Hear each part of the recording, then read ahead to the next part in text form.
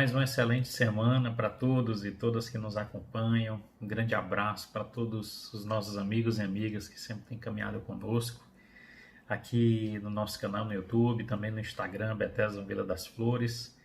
E trago mais essa semana uma reflexão da Palavra de Deus, rápida, objetiva, mas que eu acredito que será muito bem-vinda para o seu e também para o meu coração. Há um texto no Evangelho de Mateus que eu gosto demais, vez e outra me pego falando esse texto.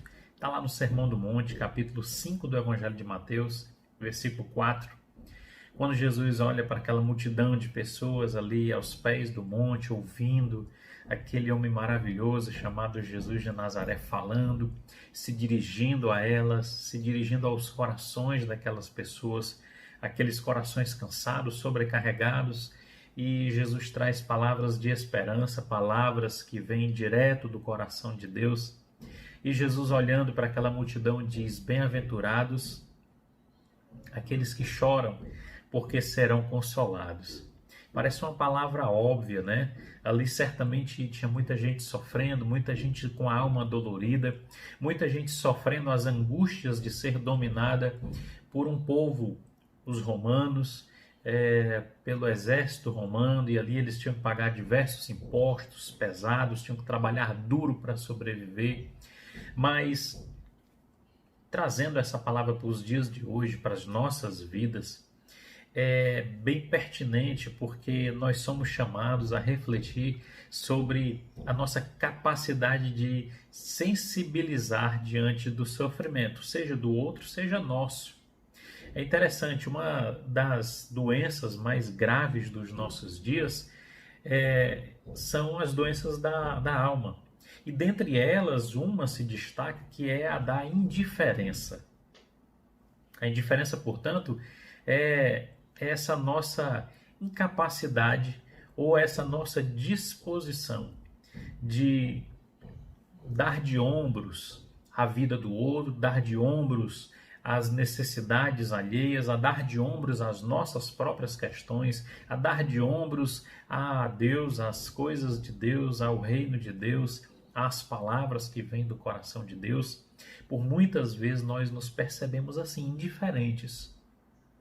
Perdemos a capacidade de se importar com aquilo que está acontecendo à nossa volta, com aquilo que acontece com a nossa própria vida, com aquilo que acontece no mundo da política, no mundo da economia, no mundo do trabalho, na nossa vida de uma maneira em geral. E a questão que eu gostaria de discutir com vocês aqui rapidamente é: por que a indiferença é tão ruim? Por que a indiferença é tão severa e pode ser tão cruel com as nossas vidas? Em primeiro lugar, porque a indiferença, ela nunca aparece sozinha.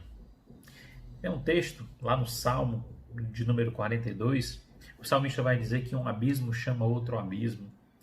Ele está querendo dizer que em meio aos sofrimentos e as dificuldades, as tribulações da vida, parece que a angústia, uma angústia chama outra angústia, mas é assim que a indiferença aparece e se apresenta nas nossas vidas. Ela nunca vem sozinha, ela sempre vem de mãos dadas, com outros sentimentos, com outras atitudes que são muito maléficas para o nosso coração. À medida que nos tornamos indiferentes diante da vida, diante das pessoas, diante das nossas próprias dores, à medida que paramos de nos importar ou que decidimos parar de nos importar com tudo aquilo que acontece à nossa volta, com tudo aquilo que acontece dentro de nós, com as pessoas à nossa volta, com as pessoas que nós juramos amor, à medida que nós decidimos ou paramos de nos importar, parece que um abismo, parece que essa palavra lá do Salmo 42 começa a se cumprir na nossa vida, um abismo chamando outro abismo. E a indiferença, ela carrega, ela vem de mãos dadas com a apatia, ela vem de mãos dadas com o ressentimento, ela vem de mãos dadas com a ingratidão, ela vem de mãos dadas com um coração azedo, com uma vida que parece não fazer mais sentido. Por isso ela pode ser tão cruel com as nossas vidas.